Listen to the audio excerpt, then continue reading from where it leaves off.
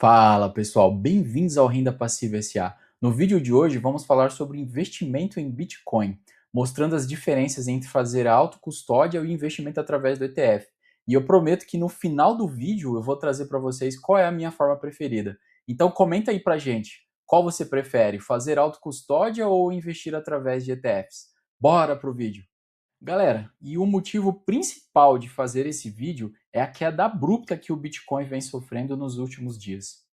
Como vocês podem ver aqui no gráfico do TradingView, do dia 17 de fevereiro de 2026, data de gravação desse vídeo, o preço do Bitcoin já caiu 30% no período de um ano. E no período de um mês está quase caindo também 30%. E começando, o que é Bitcoin? Bitcoin é uma criptomoeda. A melhor definição que eu encontrei, a mais simples, é que ele é uma moeda digital descentralizada que permite transações ponto a ponto sem a necessidade de intermediários, como bancos ou governos. E qual seria a influência do Brasil no preço do Bitcoin? A gente vai ver que o preço do Bitcoin é afetado diretamente pelo dólar, porque a maioria das negociações de transação de compra de Bitcoin é feita pelo par Bitcoin-dólar. Ele é o mais utilizado. Por exemplo, aqui no Brasil, quando a gente vai comprar Bitcoin, é muito comum se utilizar as stablecoins USDT ou SDC para compra de Bitcoin. Logo, o que acontece nos Estados Unidos, como por exemplo a definição da taxa de juros pelo Fed, afeta diretamente o preço do Bitcoin. Já no quesito volume negociado, fica claro a insignificância do Brasil, porque você pode ver que no mundo todo, por ano, é negociado de 30 a 50 trilhões de criptomoedas. Já nos Estados Unidos, de 1,5 a 2 trilhões. E no Brasil, somente de 50 a 70 bilhões. Mas, pessoal, isso não significa que o Brasil é insignificante no mundo das criptomoedas. Estima-se que existem hoje no Brasil 12 milhões de investidores em criptoativos.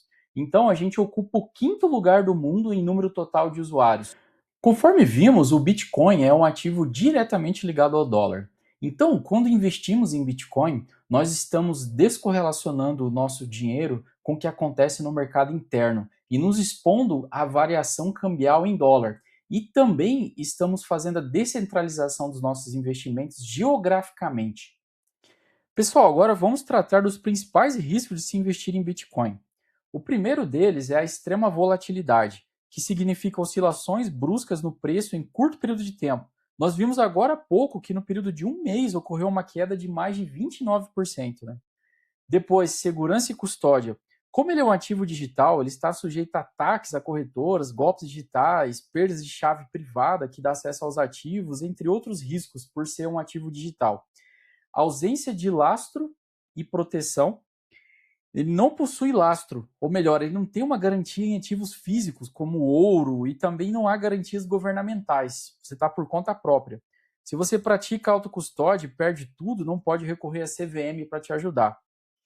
E, por fim, os riscos tecnológicos e regulatórios, que significa talvez o surgimento de uma nova tecnologia que pode deixar o Bitcoin obsoleto, como computação quântica, e a pressão dos governos para a regulamentação e tributação dos criptoativos. E o que é se fazer autocustódia de Bitcoin? É deter o controle total sobre suas moedas, garantindo que ninguém, além de você, tenha o controle de movimentação das suas moedas. Quando se pratica autocustódia, deve-se tomar alguns cuidados. O principal deles, dos pontos de atenção, são as chaves privadas, que são compostas de 12 ou 24 palavras, que são seu único backup. Se perdê-las, perde seu acesso aos seus bitcoins. E também se preocupar como você está guardando essa chave privada, onde você anotou essas palavras. Você anotou num papel, num metal? Realmente elas estão seguras? A herança digital é outro fator de preocupação. Você tem que pensar e criar um plano de como você vai passar essas criptomoedas que você tem para os seus herdeiros no caso de falecimento. Agora vamos tratar dos custos envolvidos. Primeiro custo é a aquisição de hardware para guardar seus bitcoins, que no exemplo mostrado no slide da Trezor Safe 5, você desembolsaria quase R$ 940. Depois você tem o custo das transações, que são as taxas de rede. Toda movimentação que você faz com seus criptoativos tem custos. Por exemplo, você está com os criptoativos na corretora, quer jogar para sua Trezor Safe 5, você vai pagar um custo. Quer mandar de volta para a corretora para negociação, você paga outro custo. Para ser bem sincero, foi isso que me desanimou na autocustódia. Porque por mais que sejam valores baixos, em alguns casos, a depender da rede, do horário que você usa, fica mais caro do que no mercado tradicional. E por fim, que também deve ser levado em consideração, tem o custo de tempo do aprendizado. Não é fácil fazer todas as operações, de jogar a criptomoeda para a sua carteira física, depois tirar. Então você precisa de um tempo e dedicação, pelo menos no começo, para aprender. Agora, quando você investe em Bitcoin através de ETF, você tem que ter em mente que você está comprando um papel que promete te entregar a performance financeira do Bitcoin. E tem que estar bem claro para você que você não vai possuir nenhum Bitcoin. E quais os principais pontos de se investir em ETF de Bitcoins que, na minha opinião, faz essa modalidade de exposição valer mais a pena do que a autocustódia? Primeiro, temos a simplicidade e comodidade. Você investe através da sua corretora ou banco em que já está acostumado a comprar ativos no mercado tradicional, sem complicações e gestões de chaves privadas. Depois também cito a segurança jurídica e regulação. Você terá proteção da CVM em suas operações, com exceção, é lógico, da oscilação do preço do Bitcoin, né? Para isso não tem proteção. E você também tem a eficiência tributária e operacional. Já existe uma estabilidade tributária e operacional em relação aos ETFs. Já na autocustódia ainda ocorrem muitas mudanças, por ser um assunto relativamente novo. Além disso, você tem a facilidade na declaração, compensação de prejuízo e acesso a capital mínimo. Pessoal, agora vamos fazer uma comparação entre a autocustódia e o investimento através de ETF de Bitcoin. Falando sobre a posse, se você não possui as chaves, as moedas não são suas. A gente já falou sobre isso, né? Se você investe através de ETF, você tem que ter ciência que você não vai ter o Bitcoin. Você está comprando um ativo que é atrelado à oscilação do preço do Bitcoin. No quesito segurança, a autocustódia depende 100% de você. Se você perder as chaves, já era, pessoal. Já no ETF de Bitcoin, você tem uma segurança maior, você tem uma segurança institucional, tem uma regulação da CVM. No quesito facilidade, a autocustódia apresenta uma dificuldade de média a alta. Já o ETF tem uma dificuldade muito baixa para você investir através de ETF. As taxas, na autocustódia, você vai pagar as taxas da rede, que seria a remuneração pela mineração.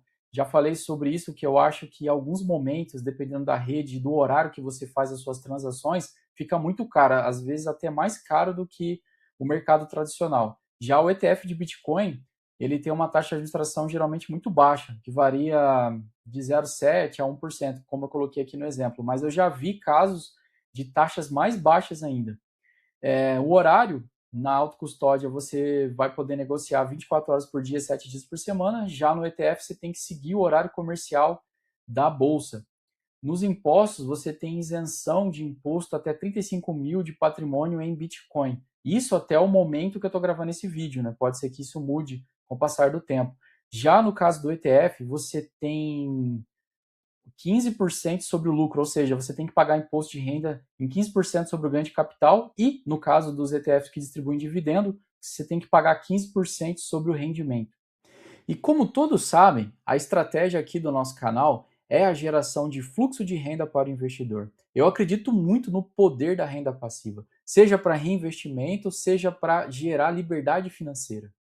Então agora, com base nessa reportagem da A Revista, que cita o Coin 11, vamos estudar esse ativo, que no momento de gravação desse vídeo, com base nos meus levantamentos dos dados da B3, é o único ativo atrelado ao Bitcoin que paga dividendos sintéticos. Lembrando que esse vídeo não é uma recomendação de investimento. Pessoal, para esse estudo, conforme citado na reportagem, eu entrei no site da corretora Buena Vista e retirei uma lâmina de janeiro de 2026, que é o último disponível. Bom, começando aqui pelo nome do ETF, ele é o Coin 11 Buena Vista Neos Bit High Income ETF. Ele segue no exterior, o índice de referência dele é o Neos Bit Bitcoin, que é um ETF listado no exterior. A data de início dele é dezembro de 2024, taxa de administração 0,98. Aqui a tributação que a gente já falou, né? 15% de DARF e 15% na fonte para proventos. O que eu acho legal dessa lâmina é que ele traz aqui para a gente o dividend yield dos 12 meses. Mas tome muito cuidado com esse dividend yield, porque essa renda que ele gera é variável e depende da execução da estratégia de opções pelo gestor, né, não sendo um valor fixo ou garantido. Esse ETF usa uma estratégia de covered calls, que são opções. É muito complexo e de grande risco, então tome muito cuidado com esse ativo.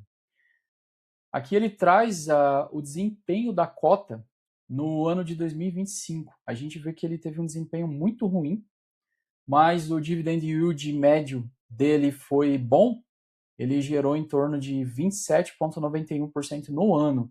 E da cota foi menos 34,96%, né? Fazendo a rentabilidade total, somando os dois aqui, você teve uma rentabilidade em 2025 de 16,77%.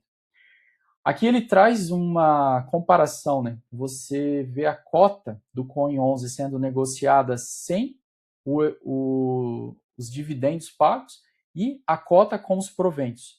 E esse pontilhado é o índice que ele segue no exterior. No Coin 11, no gráfico do TradeView, em 17 de fevereiro de 2026, vemos que ele apresenta o preço de 47,87, o que representa uma queda no ano de 48,69% e no mês de mais de 28%. Está muito próximo do preço mínimo dele, que foi aproximadamente R$ 44,90 em 4 de fevereiro de 2026.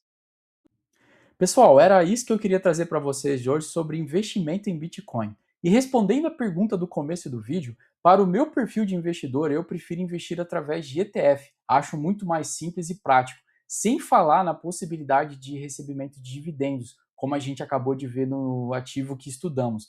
Mas, nesse caso, cada um deve fazer a sua avaliação e ver o que é melhor para si. E comenta aí pra gente, você sabia que é possível obter renda passiva através de investimento em ETF de Bitcoin? Valeu!